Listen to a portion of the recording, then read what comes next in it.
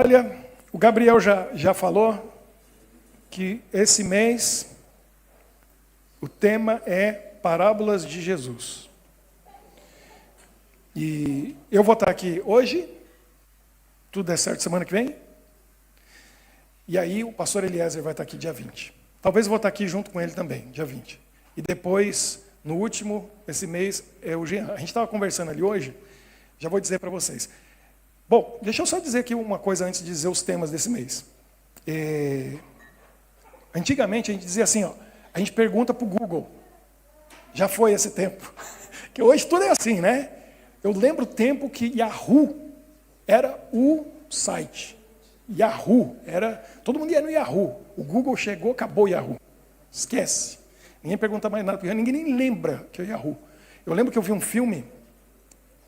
Que ano que foi aquele filme? 90 e alguma coisa. Filme muito bom. No filme, tem uma coisa de tempo, volta no tempo e tal, e o cara fala para o outro assim, lá no passado, fala assim, e aí, quando chegar mais ou menos por tal época, investe tudo no Yahoo. Aí depois apareceu ele lá no futuro, a placa do carro dele estava Yahoo. O cara ficou milionário, porque ele investiu no Yahoo. Cadê Yahoo? Acabou, sumiu. O Google também está indo embora, porque a gente não pergunta mais para o Google. Eu pergunto para o ChatGPT, o ChatGPT. Eu vou na inteligência artificial. Aí eu fui lá perguntar, quantas... Exato. Não, mas é uma outra inteligência artificial, não é outra inteligência artificial. Tem várias. Aí eu perguntei para a inteligência artificial que eu queria saber, quantas parábolas Jesus contou? Que é o tema desse mês, é parábolas de Jesus. Me deu uma resposta super complexa. Eu gostei mais de uma outra lá que me deram, que era mais simples. Eu vou tentar explicar. Jesus diz aqui que ele contou mais ou menos de 30 a 40 parábolas. Jesus era um contador de histórias. Aí eu e Jesus temos alguma coisa em comum. Né? Eu gosto de contar histórias, escrevo histórias. Jesus era um contador de histórias. Ele gostava de contar parábolas. O quê? Que eu contei? Então, 30 a 40. Mas aqui está dizendo o seguinte, se contar só as mais longas, histórias, parábolas mesmo, tipo o filho pródigo, o bom samaritano, o semeador, são mais ou menos 30. Agora, se incluir as curtas, que ele fez comparações, metáforas, e às vezes algumas parábolas de comparação que era uma linha, praticamente. Aí, mais de 50. Jesus gostava de contar histórias. Mateus, no livro de Mateus, tem 20. No livro de Marcos, tem 9. Lucas é onde mais tem. Lucas também gostava de história. Interessante que Lucas era médico. Ele era um médico. 24 parábolas. E no livro de João, tecnicamente, não tem nenhuma parábola. Mas tem histórias simbólicas, tem alegorias, como o bom pastor e da vinha. Então, esse mês, a gente vai estudar 4 parábolas de Jesus. A gente estava ali conversando na hora do almoço, e aí alguém perguntou, e eu falei que eu sou o filho pródigo, o Jean é a ovelha perdida, e o pastor Eliezer é o bom samaritano. Aí a Luciana falou, vocês vão fazer uma encenação? Cada um está com um personagem. Então o Jean é a ovelha perdida, o Eliezer é o bom samaritano e eu sou o filho pródigo. Semana que vem tem outra, que eu vou surpresa para a semana que vem.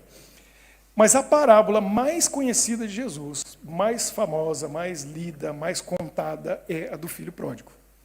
Que mais toca o nosso coração, que mais faz a gente pensar. Porque, primeiro, o nome da parábola já está errado. E as pessoas, por causa da história, nem entendem o significado da palavra pródigo. Em inglês também é a mesma palavra, né? Prodigal son. O que quer dizer pródigo? As pessoas não sabem. Tem que olhar no dicionário. Porque a gente acha, por causa da parábola, que ele foi embora de casa, que ele voltou, dá a impressão que é um filho que foi embora e se arrependeu e voltou. Não. Sabe o que quer dizer pródigo? Mais ou menos. No, rebelde também não. Que tem mais. Sabe, tem a ver com ter mais, mas não é isso. Pródigo é a pessoa que tem bastante e sai dando tudo para todo mundo. É uma pessoa de coração bondoso que fica dando. Foi isso que ele fez. Ele pegou toda a herança e saiu distribuindo. Então, parecendo uma pessoa boa.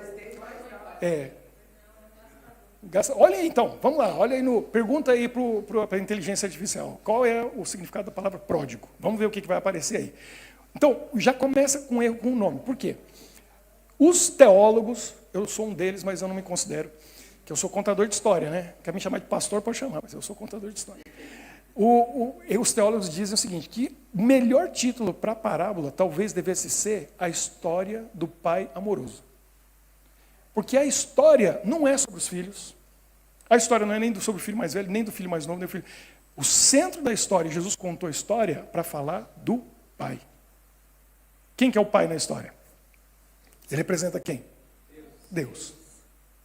Ele queria mostrar como Deus ama os seus filhos. Qual que era o filho bom? O que ficou em casa ou o que foi embora? Nenhum. O Jean já conhece a história, hoje a gente vai entender. Nenhum. Tem o que não presta que ficou em casa e tem o que não presta que foi embora. A gente vai entender isso hoje. E o pai amava qual? Os dois. Isso que a gente vai entender. Por isso que o centro da história é o pai. Devia ser a parábola do pai amoroso. Porque ele ama os filhos. O que não presta que fica e o que não presta que vai. Porque nesse mundo ninguém presta. Ninguém presta.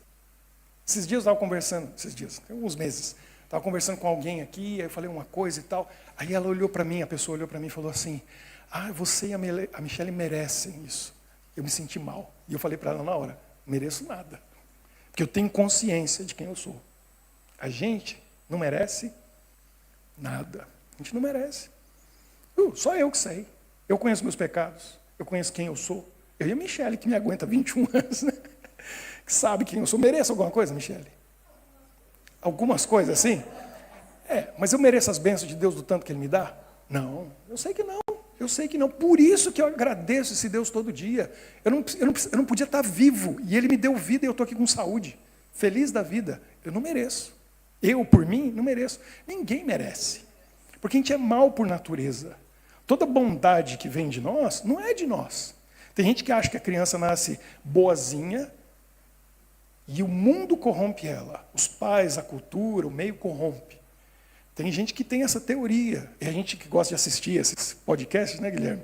A gente vê aquelas ideias. E a gente vê essas ideias. Tem gente que pensa assim. Tem gente que fala assim, criança não mente.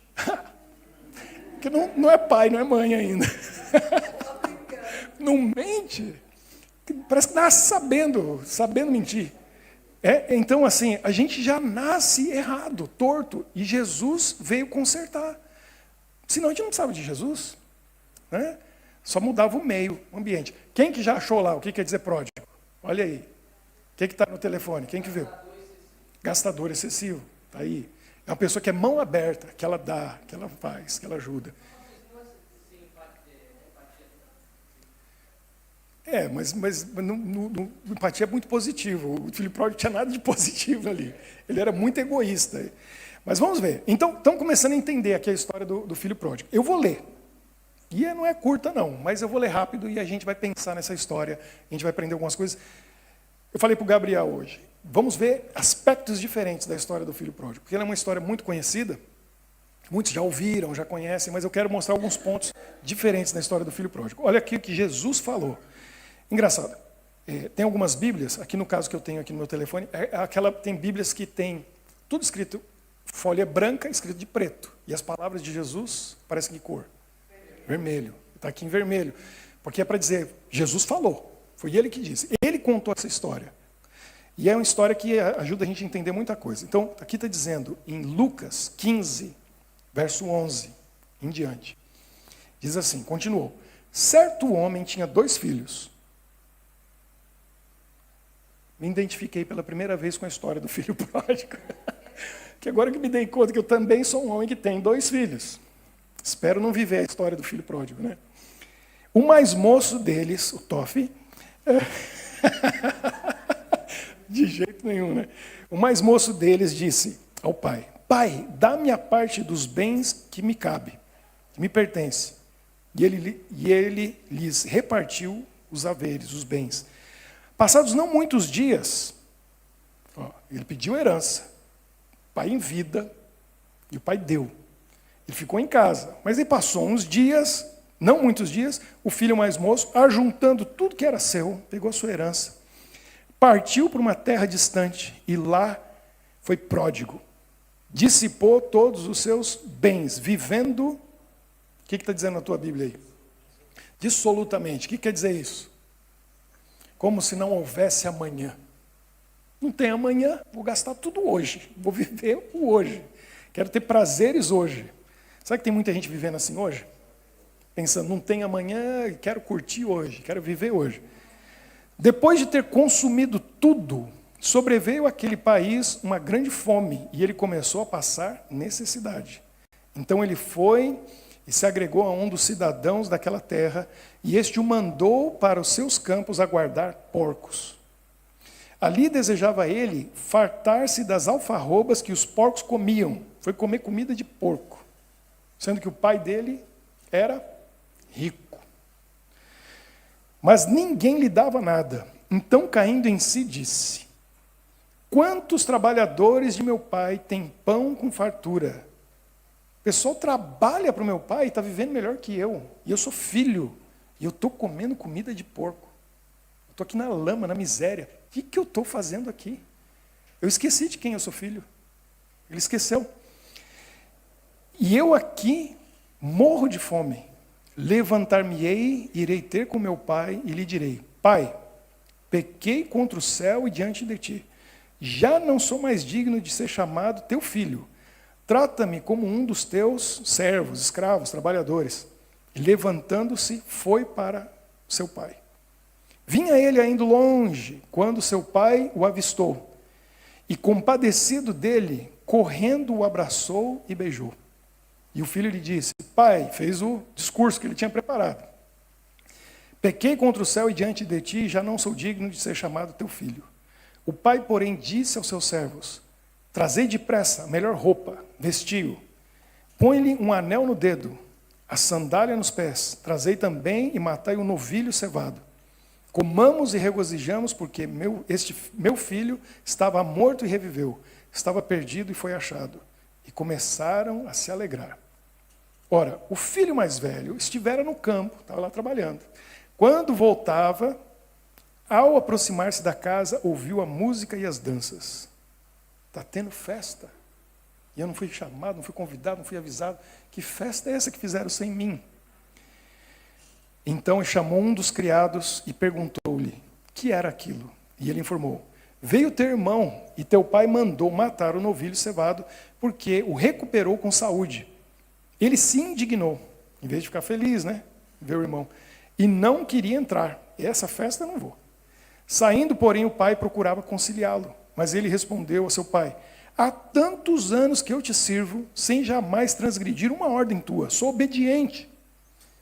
E nunca me deste um cabrito sequer para alegrar-me com os meus amigos. Para mim, o senhor não fez festa. Vindo, porém, esse teu filho, não falou meu irmão, né? Vindo, já viu pai e mãe brigando? Quando o filho faz uma coisa boa, o pai fala assim: meu filho. Quando o filho faz uma besteira, faz uma coisa errada, olha para a mãe e fala: teu filho. Não é assim? Ó, o irmão mais velho fazendo isso aí. Né? Então, olha só. Esse teu filho, vindo aí, esse teu filho, onde que eu parei? Que desperdiçou os teus bens com prostitutas, com meretrizes. Tu mandaste matar para ele o novilho cevado. Então lhe respondeu o pai: meu filho, tu sempre estás comigo. Tudo que é meu é teu. Entretanto, era preciso que nos regozijássemos, nos alegrássemos, porque esse teu irmão estava morto e reviveu. Estava perdido e foi achado. Que história fantástica. A gente aprende muita coisa aqui. Vamos analisar um pouquinho. Nossa, tem tanta coisa aqui que eu vou encurtar, porque senão a gente vai até amanhã. Eu não gosto de falar muito. Então vamos encurtar a história. Mas olha só. O homem era rico. É Deus. Deus é rico? Segundo que eu creio, é dono de tudo. É tudo dele. Quem está aqui, Guilherme? Né, Jean? Tudo que a gente tem já estava aqui antes. Quando a gente foi embora, vai ficar. O lugar que a gente vai, a Bíblia diz, Eclesiastes diz o quê? Vai levar alguma coisa? Dessa vida a gente não leva nada. Nem o corpo. Vira pó. Né? É tudo de Deus. É tudo de Deus. E a gente tem a presunção, né? O orgulho de dizer que é meu. Eu conquistei, eu consegui. É meu. O meu suor, o meu trabalho. O que é teu? Nada é nosso, é tudo ilusão. Você compra uma casa, é tua. Não paga o IPTU lá no Brasil para ver o que acontece. Vê se a casa é tua. Não é tua. Você compra o carro, fala que é teu, tem um tal de PVA que você tem que pagar. Não paga não para ver. A gente acha que as coisas são nossas. Mas você já comprou, já pagou e continua pagando para ter. Tudo é alugado. Tudo é alugado. A gente não tem nada de verdade que é nosso. E vai acabando, e vai ficando. Aí Jó falou, nu eu vim a esse mundo, não tinha nada. Veio assim meio parecido com o Jean, sem cabelo. Alguns sem dente, né? Sem dente, sem cabelo, sem nada. E vai acabando a vida, vai acabando do mesmo jeito, né? Sem cabelo, sem dente, sem nada. E ele fala, nu eu vim nesse mundo, do ventre da minha mãe, nu vou voltar. Ou seja, eu vim sem nada e vou embora sem nada. E a gente acha que tem alguma coisa. Deus é dono de tudo. O pai é rico, 2 filhos. O pai já deu a dica no final, né? O filho reclamando, ele falou assim, ó, tudo que é meu é de vocês. Eu falei isso para o Kalel, sem querer, essa semana, a gente estava conversando, não, foi hoje no almoço, a gente estava ali almoçando, tinha um suco de uva na frente dele, só que era muito para ele, acho que ele ia tomar, não sei, mas eu falei, posso tomar do seu suco? Aí ele falou, pode. Aí eu fui tomar e ele falou para mim, mas a próxima vez, quando você tiver o seu suco, eu vou tomar do seu. Aí eu falei, meu filho, você tem que entender uma coisa, tudo que é meu, é teu. Se você quiser comer do meu prato, você pode comer. Você quer tomar do meu suco, você pode tomar. Então não precisamos nem combinar isso aqui, porque é para a vida. Tudo que é meu é teu. Eu não sei se ele entendeu. Mas eu comecei a dar a ilustração para ele. Ó, o carro que eu dirijo é teu. Você vai dirigir um dia, é teu. A casa que a gente mora é tua. Tudo que é meu é teu. Você é meu filho. Então ele tem que entender isso. Ele vai entender. Ele não vai ter que barganhar nada comigo. Esses 2 filhos, qual que entendeu isso? Nenhum dos 2. Não é? Nenhum dos 2 entendeu que o pai amava eles e que aquele pai rico era dono de tudo e tudo era deles. Agora, um deles chega lá, o mais novo, e diz o quê? Não estou feliz. Qual dos 2 estava feliz? Nenhum dos 2. Percebeu? Nenhum dos 2 estava feliz. Mas um teve a coragem de dizer, eu não estou feliz. Eu quero a minha herança, porque eu não vou esperar o Senhor morrer para eu poder desfrutar a vida. Então eu quero agora. Olha que interessante. Tem um homem muito rico, brasileiro, que morreu não faz muito tempo. De quem que eu estou falando? Silvio Santos. A gente achou que ele era até mais rico, né, Michele? Quando a gente viu quanto que era 1,7 bilhões de dólares. É bastante dinheiro, né? Mas eu achei que era até mais. Muito dinheiro. Quantas filhas? 6. Primeiro casamento, 1 filha e 1 adotada. E depois ele casou de novo, 4 filhas. O homem só sabia fazer filha, né? Não teve um herdeiro para substituir ele, para ser o novo Silvio Santos, com o microfone lá na... 6 filhas. Aí eu vi uma entrevista com uma das filhas do primeiro casamento. E aí ela falou uma coisa que eu nunca tinha pensado. Ela falou assim, que a conversa foi sobre muitas coisas, mas ela disse assim, que ela sabia, bom, primeiro ela disse o seguinte, que ela odiava dinheiro, que ela tinha medo do dinheiro, que ela não queria saber do dinheiro. Porque ela sabia que um dia o pai dela ia morrer e ela ia ter uma herança milionária. Mas isso significava o quê? Aquele dinheiro ia vir com alegria ou com tristeza? Tristeza, meu pai morreu. E agora porque meu pai morreu eu vou ficar milionária, vou ter dinheiro até. Triste. Então ela estava esperando o dia que ela não queria que chegasse. Ela não queria aquele dinheiro. O que o pai fez? Ela falou, veio a surpresa. O dia que o Silvio, como a gente fala, né? O que o Silvio fez? Abravanel, na realidade, né? O que o sênior Abravanel fez? Em vida, ele pegou a herança e deu para as filhas. E ela falou, meu pai me sarou, me curou. Tirou meu medo do dinheiro. Por quê? Porque eu tive os milhões com meu pai em vida. Ele me viu minha alegria e eu gastar o dinheiro e fazer as coisas que eu queria, realizar os sonhos. E eu não perdi ele. Que sabedoria daquele homem, que foi sábio, não dá nem para dizer, em tudo, né? Um homem empreendedor, um gênio. Mas olha a sabedoria dele. Ele fez isso em vida, para não passar, para as filhas não passarem por esse sofrimento.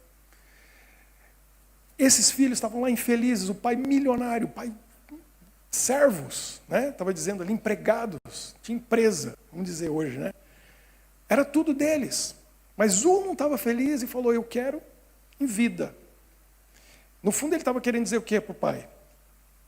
Me dá meu dinheiro, porque eu queria que o senhor tivesse morto. Ele estava matando o pai. Morre aí para eu ter minha herança. Eu quero dinheiro. E aí o pai atendeu. E deu para ele. Só que aí, ele não estava feliz em casa. Aí ele falou, agora eu estou com esse dinheiro todo, eu vou fazer o que eu quero e eu vou embora. Primeira lição que a gente aprende aqui, ou uma das lições que a gente pode aprender aqui, é o seguinte. O pai dava tudo para eles.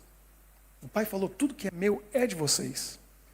Só que o pai queria que eles fossem felizes e desfrutassem aquilo onde?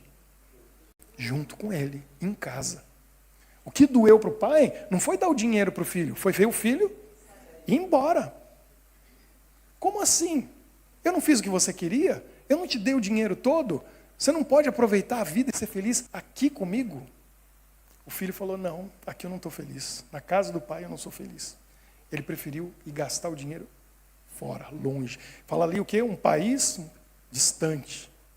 Ele foi para longe. E aí partiu o coração do pai. E o pai fica sem entender. Que filho é esse ingrato que não me ama? Eu estou tentando mostrar todo o meu amor. E ali na história, o pai não discutiu. O filho mais velho não falou nada. Ele pediu, o pai deu. Não é o que ele queria? Aí ele pega e vai embora. Como se não tivesse família, como se não tivesse pai, não tivesse casa. Foi curtir a vida. Ali partiu o coração do pai. O pai pode dar tudo, mas ele quer estar com a gente. Deus criou a gente, a parábola está dizendo o seguinte, a gente tem um pai de amor, que é Deus. Ele criou a gente para ser feliz. E ele abençoa a gente, ele dá tudo para a gente ser feliz. Só que essa felicidade tem que ser desfrutada com ele, não longe dele. Porque longe de Deus, todas as bênçãos que ele dá para a gente, elas se tornam maldição. Porque a gente vai perder, vai se destruir, vai se acabar como o filho pródigo que acabou comendo a comida dos porcos. Olha só, a gente foi criado para ter prazer. Já parou para pensar nisso? Deus criou a gente cheio de necessidades. O ser humano é cheio de necessidade. A gente tem uns bebês aí. Vai ver o tanto de necessidade que a gente tem. A gente precisa comer, a gente precisa dormir, né? A gente tem um monte de necessidade. E uma das mais fortes que a gente tem é a necessidade de relacionamento, de amor, de carinho, de contato. O bebê precisa sentir o toque da mãe, do pai, ter carinho. A gente é cheio de necessidades. Toda vez que a gente supre uma necessidade, a gente sente prazer. Seja do lado positivo ou negativo. Tipo, negativo. Está cansado, morrendo de sono. Uma delícia, né? A hora que você cai na cama e fala, agora eu vou dormir. Aí você dorme. Que prazer. É ou não é? Um prazer. Está sujo. Sujo. Quer tomar um banho. Aí você toma um banho, sai assim, que delícia. Aí os belgas reclamam que a gente gasta muita água, né? Esse povo não conhece o prazer do banho, não é? Está com fome. Está com fome. Ai, que coisa gostosa. Aquela refeição. Seja lá o que for, mata a fome, está com sede, copo d'água, que seja. Está vendo? Todas as necessidades que a gente tem, e a gente tem muitas, toda vez que a gente supre a necessidade, a gente tem prazer.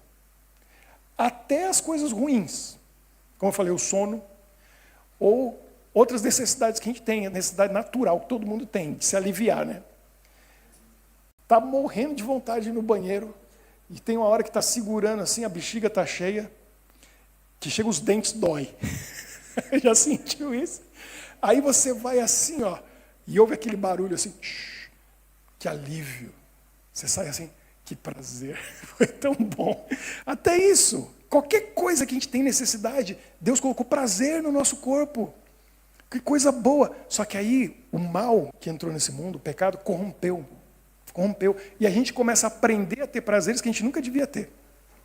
Porque ninguém nasceu gostando de uma coisa chamada nicotina. Aprendeu a gostar. Da encrenca, cheira mal, faz mal, destrói a saúde e leva o dinheiro embora. Mesmo a gente pode dizer do álcool. Ninguém nasceu gostando de bebida alcoólica. Mas aí se torna um prazer, é um veneno. E está cheio de veneno por aí, eu nem vou fazer a lista e vou entrar muito nisso aí, que senão vai ofender muita gente. Mas são prazeres que a gente aprende a ter, destrói nossa saúde, leva o dinheiro embora e a gente acha que está tendo prazer.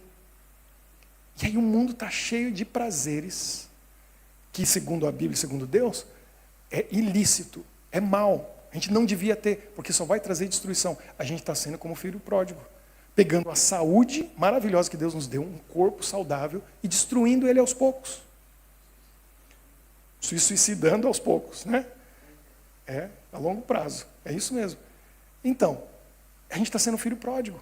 Está pegando a bênção de Deus, a herança dele, aquela riqueza que ele deu para a gente, e jogando fora, com prazeres. Foi o que o filho foi fazer. O filho pródigo foi embora lá para fazer isso. Ter prazeres longe do pai, longe dele. Eu li um texto que mudou minha maneira de ver as coisas, vocês não fazem ideia. Deixa eu ler aqui para vocês. Escritora americana, E. Harmon. Quem sabe que entenda. Olha só, tem um livro chamado Caminho a Cristo. Diz assim, olha esse parágrafo. Esse parágrafo mudou meu pensamento, que eu nunca tinha pensado assim, dessa maneira. Diz assim, é erro entreter, está no capítulo 5 desse livro chamado Caminho a Cristo. É erro entreter o pensamento de que Deus se agrada de ver seus filhos sofrerem. Tem religiões no mundo que acabam ensinando que Deus gosta de ver a gente sofrendo. Por quê? Porque você comete um erro, aí você tem que fazer uma coisa chamada penitência. Penitência é você sofrer para pagar por aquilo de errado que você fez. Está na Bíblia isso? É esse o pai de amor da história do filho pródigo? Não é. Deus não quer ninguém sofrendo. Deus não tem prazer nenhum em ver a gente sofrer. Pelo contrário, todo o céu se interessa na felicidade do ser humano. Aí essa frase aqui que mudou meu pensamento. Olha o que diz aqui. Nosso Pai Celeste não impede a nenhuma de suas criaturas o acesso aos caminhos dos prazeres. Quando eu li isso, eu falei, o quê? Deus não impede nenhuma das suas criaturas a terem acesso aos caminhos dos prazeres. Ele criou a gente para ter prazer. Concorda? Ele criou a gente para ser feliz. Olha o que vem depois. Agora vem a explicação. Diz assim, os apelos de Deus, os apelos divinos, tão somente nos exortam a abster-nos dos prazeres que sobre nós trariam sofrimento e desilusões e nos fechariam as portas da felicidade e do céu. Deus é um pai de amor que diz assim, meu filho, minha filha, vai ser feliz. Pode ter prazer. Busque os prazeres. Só evite os prazeres que vão destruir você fisicamente, emocionalmente, espiritualmente. Esses aí, eu não quero para você. Vai te fazer mal. Evita esses. Mas eu criei você para ter prazer, para ser feliz. Quando eu entendi isso aqui, falei, uau, liberou. Porque eu só tenho que fugir do pecado. Mas Deus não quer que eu tenha uma vida de monge no monastério. Excluso, longe do mundo, fechado lá dentro, rezando o terço o dia inteiro, longe do pecado. Não, não é isso. É para a gente ser feliz, para a gente ter prazer. Só que eu tenho que evitar o que é destrutivo, o que é mal, o que vai fazer mal para o meu corpo, para a minha saúde, para a minha mente, para a minha alma, para o meu espírito. Olha, a gente não fala muito sobre isso. Mas Deus podia ter criado outro jeito da gente se procriar. Tem 8 bilhões de pessoas no mundo. Todo mundo veio de um ato de amor ou de desejo entre um homem e uma mulher. É ou não é? Quem que fez isso, segundo a Bíblia? Deus criou a gente para ter prazer. 2 pessoas que se amam, estão juntas, e elas têm um desejo tão grande de estar com o outro, que os dois querem virar um. E é o maior prazer que a gente tem nesse mundo. Agora, está ligado a uma coisa chamada amor e relacionamento. E aí o que o pecado fez? Não, você está com desejo, fica com qualquer um. É uma noite só mesmo. né? Mas não tem ligação emocional, não tem relacionamento. É um prazer vazio, que não leva a nada. Pior que isso. Aí hoje nos telefones, na internet, no computador, está aí a pornografia. E a pessoa tem acesso a esse mesmo tipo de prazer sem nem mesmo ter um outro ser humano. Mais vazio que isso, não tem. Porque Deus criou isso para ter um relacionamento entre duas pessoas. E aí não tem relacionamento. Aí hoje inventaram um monte de coisa, que a pessoa está lá, você paga para uma pessoa aparecer na tela, e aí parece que é real. Tem alguém ali. Mas não tem relacionamento, não tem amor, não tem emoção, não tem sentimento, não tem ligação, não tem cumplicidade, não tem conhecimento, porque a Bíblia diz que isso tem a ver com conhecer. Aí não conhece. Como que você vai ter o prazer da intimidade com alguém que você não conhece? É destrutivo. Então Deus criou a gente para ter prazer.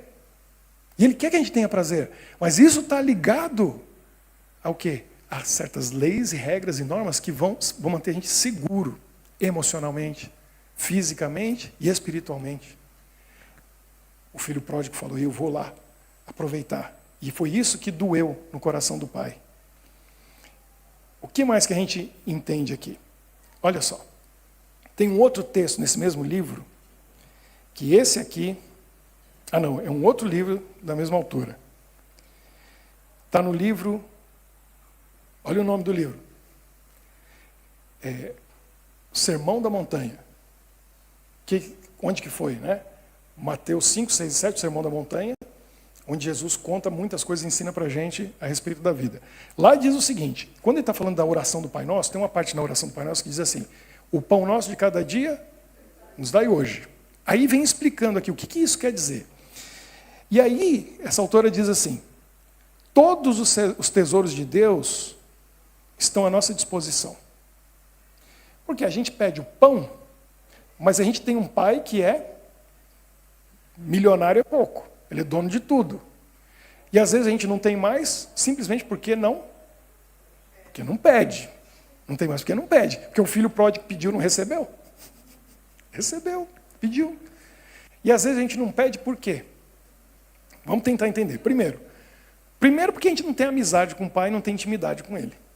Para chegar para ele e dizer assim, ó, eu quero tal coisa. Segundo, a gente sabe que não é um filho bom. É ou não é? Tem gente que não tem coragem de chegar para o pai, que é dono de tudo, e pedir para ele, porque fala assim, eu não sou amigo do pai, eu não obedeço o pai, eu não respeito o pai, eu não vou pedir. Eu sei que ele vai dizer não. Está entendendo por que a gente não tem bênção na vida? Começa por aí o problema. Mas está dizendo que todos os tesouros de Deus estão à nossa disposição. Estão à nossa disposição. O problema não está com ele, o tesouro, e ele querer dar. O problema está com a gente. Olha o que diz aqui. Tanto o mundo de agora que existe, como o que virá. O ministério dos anjos, os dons do Espírito, os labores dos seus servos, tudo é para vós. O mundo com tudo que nele há, vos pertence. Olha que sério isso. Tudo que tem no mundo é nosso. Mas olha o que diz aqui. Até onde isso seja para vosso benefício. Se for para a sua salvação, se for para o seu bem, está aí, é nosso e Deus vai dar. Até onde for nos beneficiar. Aí olha o que vem aqui. Vê se isso não tem a ver com a história do filho pródigo. Olha o que diz aqui. A própria... nessa parte. 1 Coríntios 3, 21 diz assim, se vós sois de Cristo, tudo é vosso. Tudo é nosso. Agora, diz aqui, sois, porém, como uma criança, e aqui eu entendi as coisas, a gente é como uma criança a quem não se confia ainda a direção de sua herança. Deus não vos entrega a vossa preciosa possessão, para que o inimigo, Satanás, por seus astutos ardis, não vos engane, como fez com o primeiro par no Éden, com Adão e Eva. Que Adão e Eva tinham tudo, e perderam. Então, a gente tem uma herança, a gente tem um pai que é dono de tudo, ele quer dar para a gente as coisas, a gente pode receber essas bênçãos, mas ele não dá ainda, por quê? Porque a gente é como criança que não vai saber administrar a herança. Por quê? Se a gente não tem maturidade espiritual para receber essa bênção de Deus, o inimigo vai usar para nosso malefício e não para o nosso benefício. Entendeu? Sabe qual foi a minha pergunta quando eu li isso aqui mais de 30 anos atrás? 30 anos atrás, que foi em 96 que eu li isso. Então, ano que vem faz 30 anos, 29 anos atrás.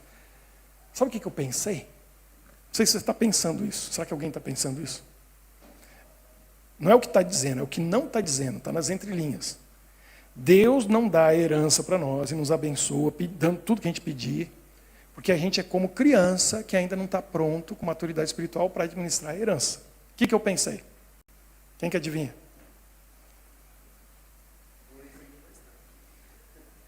Vou receber mais tarde quando? Quando estiver pronto. Certo? Ou a gente recebe lá no reino dele, mas aqui nesse mundo.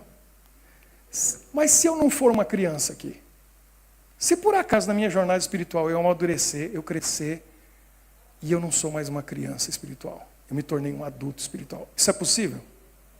É, na Bíblia está cheio de exemplos disso, e eu conheço amigos, eu conheço pessoas que são adultos espirituais. O que acontece? Aí está pronto para receber a herança, e aí Deus dá. Entendeu? Aí é que está. Os dois estavam na casa do pai, o filho pródigo e o filho mais velho. Tudo era do pai, que era do pai era deles. Só que o pai não estava dando as coisas para eles, por quê? Ficou óbvio o que ia acontecer quando ele desse. O filho mais novo pediu, e o que aconteceu? O desastre. Foi lá e gastou tudo. Torrou todo o dinheiro. Acabou com tudo. O pai sabia. Meu filho ainda não tem maturidade para receber a herança. A gente não recebe hoje porque a gente não tem maturidade. Agora, se você tiver maturidade espiritual, se tornar um adulto espiritual, deixa de ser criança, Paulo escreveu o quê? Quando eu era criança, eu pensava como criança, como menino, fazia as coisas de menino. Hoje, eu deixei as coisas de menino. Cresci espiritualmente, é isso que ele está dizendo. Eu posso receber as bênçãos de Deus. Para criança, a gente dá mamadeira. Para adulto, é outra refeição. Jesus chegou para os discípulos e falou para eles, olha, eu ensinei isso aqui para vocês, mas ele falou o quê? Tem muito mais que eu queria falar para vocês, mas vocês ainda não... Vocês não vão, eu não posso falar. Porque vocês ainda são crianças, vocês têm que crescer para ouvir o que eu tenho para dizer. Em novembro, eu falei para vocês, já falei para alguns aqui hoje, a gente vai aprender o que é esse crescimento espiritual. E já vou dizer, primeira coisa que a gente tem que fazer é entregar tudo para Deus, nosso coração, nossa vida. Segunda coisa, a gente tem que permanecer nele. Porque não adianta entregar, eu tenho que entregar e permanecer nele. E terceiro, eu tenho que continuar crescendo. E o crescimento é isso, é sair de uma criança espiritual para um adulto espiritual.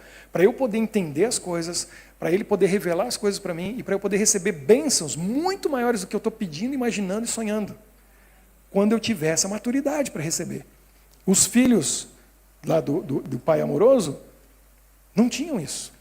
Por isso que eles estavam na casa do pai e ainda não tinham o poder de administrar a herança deles. O filho vai embora, gasta tudo, perde tudo e esqueceu do pai, né? Tem uma história, recomendo para vocês, tem um livro chamado O Milionário, quem que já leu? O Milionário da Caverna. Já ouviu falar? Não sei se o Jean já viu falar, alguém já leu o livro. Eu não sei com que é a capa, tem várias capas. Chama O Milionário da Caverna. O nome dele, Douglas Batchelor. Doug Batchelor. Ele é um pastor adventista hoje. Mas na época, quando ele era um adolescente, ele nem se dava conta que o pai dele não era milionário, o pai dele era bilionário. 2 companhias aéreas. O pai dele lutou na guerra, Segunda Guerra, foi para os Estados Unidos, era piloto, montou essa pequena companhia aérea que cresceu e se tornou 2 companhias aéreas. Ele era bilionário. Depois que ele foi se dar conta, ele morava na Flórida, né, numa região ali que a mansão vizinha era de uma família chamada Pirelli, dona dos pneus Pirelli. E ele namorou com a filha do dono da Pirelli. Imagina, o cara era bilionário. A mãe dele era crítica de cinema. Eles moraram depois em Nova York. Ele tinha um irmão. E o nome dele era Douglas, porque tinha um avião de uma empresa chamada McDonnell Douglas. Por isso que o pai deu o nome para ele da marca do avião. E o nome do irmão dele era Falcon, porque era o nome do outro avião. O pai dele, o negócio era aviação. O cara era filho de um bilionário. Revoltado na adolescência, saiu de casa, Foi preso porque estava roubando. Resultado, passou um tempo, ele resolveu ir para a Califórnia, e foi para o outro lado dos Estados Unidos. E adivinha, ele foi morar onde? Qual é o nome do título do livro que eu falei? Numa caverna. Foi morar numa caverna. Acredite. Hoje ele é um pastor adventista. Sabe o que aconteceu? Ele foi morar na caverna. Ele vivia ali, tomava banho de cachoeira. A vida mais simples não tem como. Ele descia, ia para a cidade, eu não lembro qual cidade na Califórnia, das montanhas, e ele ia procurar comida. Onde? No lixo. No lixo. Sabe o que ele encontrou na caverna? Alguém acampou ali e deixou na caverna uma Bíblia. Ele achou essa Bíblia e começou a ler. E ele se encantou. Aí depois ele começou a procurar as igrejas, uma igreja que combinasse com aquilo que ele tinha lido na Bíblia. Até que ele encontrou, se batizou e acabou se tornando um pastor. É um grande pregador, um grande pastor que tem um ministério chamado Amazing Facts. Você vai no YouTube, você vai ver ele pregando, contando a história dele, mas o livro vale a pena ler. Doug Batchelor. Mas ele diz isso, que ele ficou pensando depois quando ele entendeu. Ele era filho de um bilionário, morava numa caverna e comia no lixo. Aí ele falou, será que a gente não faz isso com Deus? Muitas vezes. Deus tem tudo para dar para a gente. Bênçãos incríveis e maravilhosas. E quanta gente nesse mundo vai buscar sua refeição no lixo do mundo? Você entende o que eu quero dizer? É figurado, é uma parábola. É uma parábola. As pessoas vão no lixo do mundo, quando Deus tem tanta coisa boa. E vão lá se destruir fisicamente, emocionalmente, espiritualmente. O filho pródigo fez isso. Fugiu de casa, gastou tudo e foi parar com os porcos, comendo comida de porco. Aí ele caiu em si, a parábola diz, né? Jesus falou, ele caiu em si e falou, o que eu estou fazendo aqui?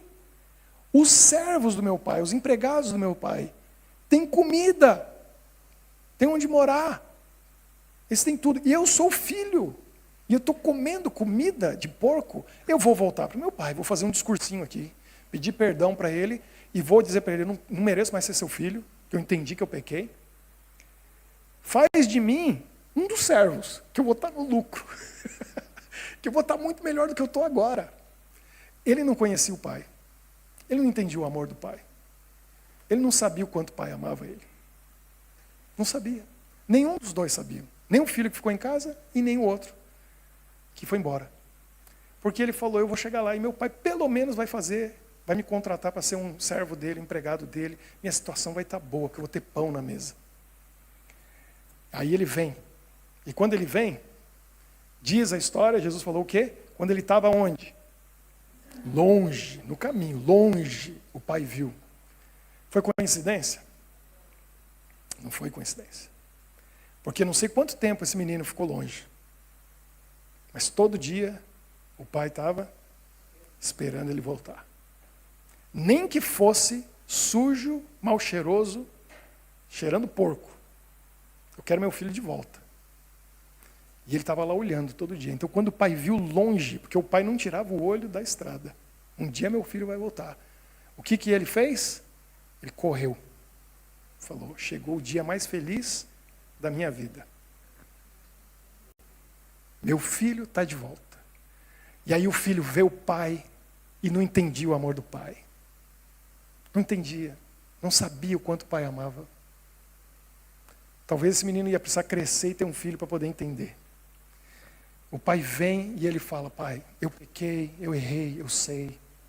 Deixa eu ser um escravo teu aqui, ó, um servo teu. Eu vou ter pão na mesa. E o pai, esse menino não entendeu nada. Já chamou os servos e falou, coloca a capa nele. Coloca um anel. O que significa o anel? A gente tem uma ligação. Mas um anel de ouro era o poder. Você é meu filho, você é meu herdeiro. Você não está entendendo quem você é? Coloca as sandálias no pé dele que ele está descalço. Ele vai entrar em casa pela porta da frente, não como um servo. Ele é o filho. E agora vamos fazer a festa. Mata esse bezerro que está aí engordando para um momento especial, porque agora chegou o momento especial. A gente vai fazer uma festa para ele. E aí estava todo mundo cantando, dançando, celebrando, bebendo. O filho voltou para casa. E o pai, tenho tudo que eu preciso. Meus filhos comigo, na minha casa. O pai estava preocupado com o dinheiro que o filho perdeu? Nem um pouco. Estou nem aí. O importante é ele, porque o pai tinha o coração no lugar certo. O amor é as pessoas, não são as coisas. Quantos pais hoje em dia, primeira coisa que o filho ia perguntar para o filho quando o filho chegasse é o quê? O que você fez com o dinheiro que eu te dei? A preocupação está no quê? Vou contar uma coisa para vocês. Meu irmão, mais novo, é doutor em fisioterapia. E ele é especializado, o doutorado dele foi naquela doença chamada ELA, esclerose lateral amiotrófica. É uma doença degenerativa que vai atrofiando, né? Todo o corpo. Ele atendeu muitos pacientes, e como ele tem doutorado na Escola Paulista de Medicina, ele atende pessoal assim, classe AAA. E ele estava atendendo um senhor, acho que em Brasília, um fazendeiro. O homem estava com a doença, definhando, já estava assim, praticamente sem poder se comunicar. E ele estava cuidando, ajudando, e a família estava ali, ele estava vendo que o homem estava perto da morte. Tinha assim dias ou semanas para morrer. E teve um momento que ele conseguiu se comunicar, ele retornou daquela situação toda. E aí meu irmão estava ali com a família na casa, e pensando, o que ele vai dizer? E a expectativa do meu irmão era assim, ele vai dizer alguma coisa dos netos, dos filhos. Porque ele teve a chance de se comunicar uma última vez. Sabe o que o homem falou? Meu irmão falou assim, foi a maior decepção da minha vida, que eu fui ver onde que estava o coração dele. Como estão meus bois? A gente ri para não chorar, né? Porque, como estão meus bois? Meu amigo, você vai morrer daqui a alguns dias. Você vai ficar sem a esposa, sem os filhos, sem os netos, sem a família. Você está preocupado e pensando nos bois? Na fazenda, nos bichos. A gente ama bicho, né, Michele? Mas também não é assim. Deus ama os animais, mas... Estão entendendo? É o dinheiro, é o dinheiro. Você vê que o dinheiro é um Deus para as pessoas, o que a Bíblia diz. Então, quem faz do dinheiro seu Deus, não recebe a herança do Pai. Quem faz das pessoas o seu tesouro, Deus fala assim, ó, posso abençoar. Porque você não está pegado no dinheiro. E a gente vê Abraão, Jó, Daniel, José, tantos outros na Bíblia, que Deus, ó, pode dar dinheiro para ele, e eu vou dar a herança. Não precisa esperar chegar lá, eu dou aqui. Porque esse entendeu. Aqueles meninos não tinham entendido, mas o pai, que tinha amor, sabia, ele não estava nem um pouco preocupado com o dinheiro que ele perdeu, que ele gastou. A minha preocupação é o filho, você está bem? Tanto é que quando veio o outro, o que o servo falou? Teu pai está celebrando porque recebeu seu irmão de volta com saúde. Ele está bem, teu pai está celebrando. Eu não vou nessa festa, eu não vou. Porque eu sou o filho amoroso. Eu fiquei em casa, eu nunca fui embora. E meu pai nunca deu nada para mim. Aí o pai teve que ir lá conversar com ele. Meu filho, tudo que é meu é seu. Como eu nunca te dei nada? Não, o senhor não me deu nem um cabritinho aí para fazer uma festa com meus amigos. Por que ele não recebeu um cabritinho para fazer festa com os amigos? Porque ele não pediu. Porque ele não pediu. Porque o pai não falou tudo que é meu é seu. Ele não pediu. Ele não quis. Ele não quis se alegrar com o pai. Ele não quis fazer a festa com o pai. Eu vi esses dias uma historinha, achei tão engraçado. Um filho chega para o pai e fala assim, pai, eu quero, vamos dizer, aqui, 80 euros. O que você vai fazer com 80 euros? É que o ingresso para ver o jogo é 40 euros. Ele falou, você acha que eu vou te dar 80 euros para você? Pai, é que eu quero comprar 2 ingressos. Um é para mim, o outro é para você. Eu quero ir lá assistir o jogo com você. O que você acha que o pai fez? Achei tão bonitinha a história, pai. Vamos lá, filho. Na hora. Quê? Meu filho tem os amigos, tudo, mas ele quer ir ver o jogo comigo. Comigo. O filho que ficou em casa não podia dizer, pai, estou tão feliz aqui na casa contigo. Vamos celebrar? Eu quero fazer uma festa contigo. Você acha que o pai não ia fazer? Uma festa maior do que ele fez para o outro que vem, né, de volta. Mas não.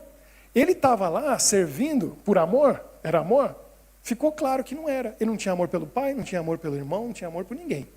Ele está fazendo tudo por obrigação. Talvez porque ele não tinha coragem de fazer o que o outro fez. De dizer o que ele pensava, de pegar a herança e ir embora. A gente não sabe o que o filho pródigo fez, porque não fala. Mas o filho que ficou em casa sabia direitinho o que ele tinha feito. Percebeu? Porque quando chegou, ele falou assim, ó, eu não sou igual esse teu filho aí, que pegou o dinheiro, foi embora e Gastou com, o que ele falou? Com as prostitutas. A história falou que foi isso que ele fez? Não, mas ele já julgava, ele sabia direitinho. Por que ele falou isso? A Michelle e a gente sempre diz isso, né, Michelle? Como que é? As pessoas medem com a sua própria régua. Não é? As pessoas medem com a sua própria régua. Então, se alguém está julgando você, está criticando você, está falando mal de você, não se preocupe. A pessoa está revelando quem ela é. Tem uma frase dos filósofos que a gente gosta, né, Guilherme? Eu gosto dessa frase, olha só. Eu não lembro quem falou isso, me fugiu agora. Mas olha que frase. Eu não lembro os nomes, mas é assim, ó. Quando João fala de Pedro, João fala mais de João do que de Pedro. Entendeu? Quando a gente critica alguém, a gente fala de alguém, a gente está revelando muito mais sobre nós do que sobre a outra pessoa. E foi isso que o filho mais velho fez. Quando ele falou assim, ó, teu filho já revelou uma coisa, né? Não é meu irmão. Gastou dinheiro com as prostitutas. Por quê? Se ele pegasse a herança, era isso que ele ia fazer. Era isso que ele ia fazer. E provavelmente o outro não fez isso. Mas ele julgou com a régua dele. Olha que coisa terrível. Agora, o pai, segundo a história, por isso que a parábola devia ser o pai amoroso. O pai amoroso reconcilia e recebe os dois. Ele ama o filho que está com o pai, mas não está com o coração ali. E ele reconcilia o filho, que o coração não estava ali, estava em outro lugar, mas foi, se arrependeu e voltou. Mudado, transformado pelo sofrimento da vida. Um precisou sofrer para aprender e ser transformado e mudado. E o outro não precisou do sofrimento. Mas ele precisava de mudança e transformação também. Também. Porque ele não tinha amor no coração. Que história maravilhosa e fantástica. Jesus queria ensinar uma lição. E ele sabia que se ele fosse simplesmente dizer a lição, o pessoal ia esquecer. Não ia entender. Mas contando uma história. E eu sei que a partir de hoje, a gente entendeu outros aspectos dessa história, a gente nunca mais vai esquecer. Porque quando a gente lembrar a história do filho pródigo, você sabe exatamente o que Jesus queria ensinar para a gente. Que tem um pai que nos ama. Tem um pai que é rico e poderoso. Que ele pode abençoar a vida da gente. Ele quer dar tudo para nós. Que ele diz assim, tudo que é meu é de vocês. Agora, vocês aí estão agindo como criança ainda. Então eu estou guardando a herança para vocês. Mas no momento que você amadurecer, pede para você ver. Eu vou te dar. E você vai receber. Então qual que é a nossa função? Primeiro, nós somos filhos de um Deus que nos ama. A gente tem que reconhecer esse amor dele. A gente tem que ser grato. Os dois filhos não tinham gratidão nenhuma. Nem o que estava em casa, nem o que foi embora. Gratidão zero. Isso que mais doía no coração do pai. Um pelo menos ficou com o pai. Por covardia, ou seja lá o que for.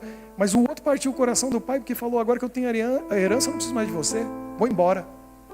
Imagina a dor que ele sofreu todos aqueles dias, sem saber, meu filho está vivo, está bem, onde ele está? Naquele tempo não tinha celular, não. Não dava para comunicar. Ele ficou esperando, com amor.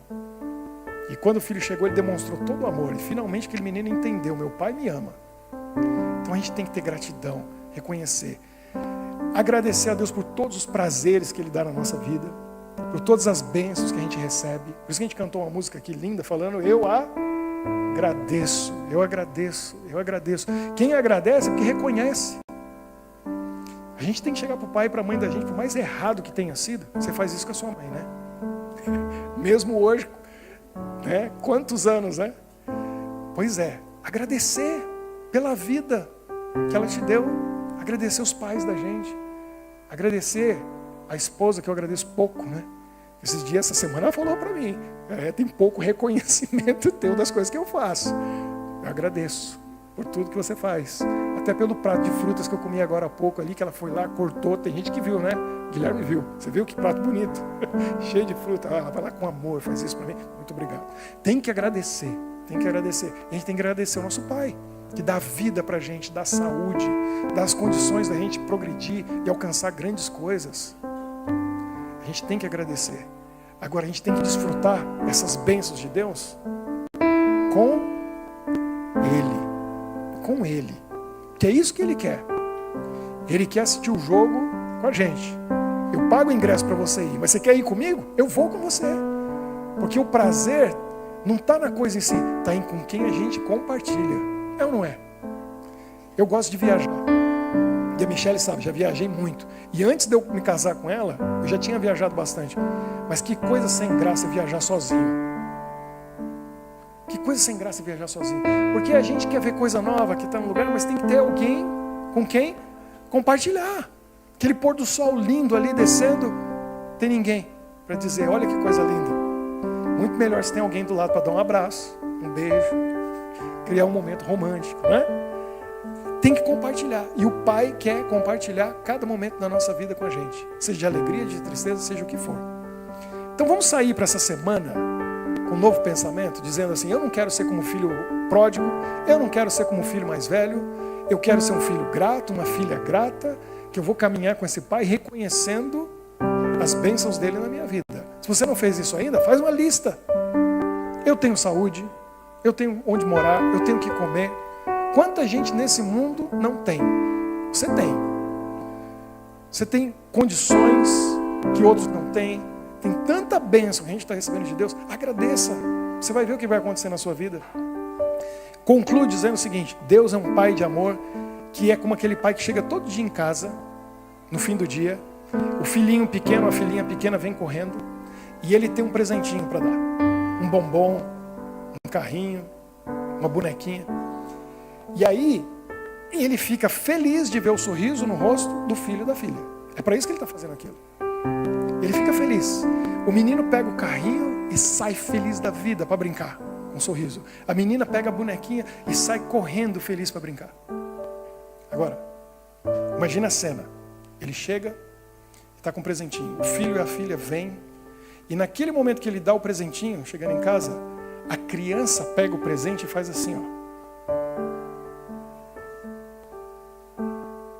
Porque não é o presente que importa.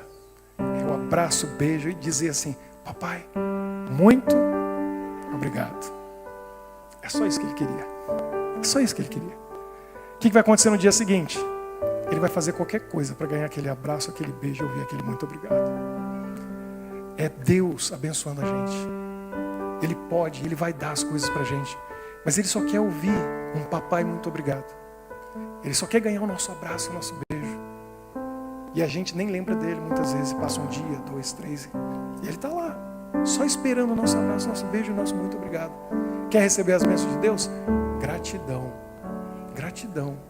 É só isso que Ele quer. Mais nada. O que a gente tem para oferecer para Ele? Então vamos fazer a nossa oração? É a hora da gente vir aqui, fazer o círculo. Quero o pessoal de cá, o pessoal de cá. E a gente vai entregar nossa vida a Deus mais uma vez e agradecer a Ele pelas bênçãos que a gente recebe. A gente não vai ser como o filho pródigo, ingrato. Nem como o filho mais velho que ficou na casa, mais ingrato ainda. A gente vai agradecer a Deus todos os dias por tudo que a gente recebe dEle. Que tudo que Ele espera de nós é isso, é o reconhecimento, é a gratidão.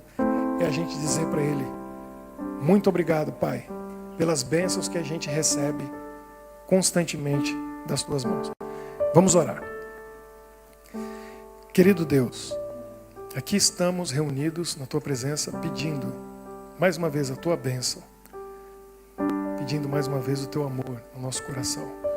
Obrigado por essa comunidade, por cada um que veio hoje para ouvir a Tua palavra, para louvar cantando, para encontrar os amigos, os parentes, fazer novos amigos. Muito obrigado por cada um que está aqui e aqueles que estão em casa também acompanhando online. Hoje nós refletimos e pensamos nessa história fantástica, maravilhosa que Jesus contou, do filho pródigo.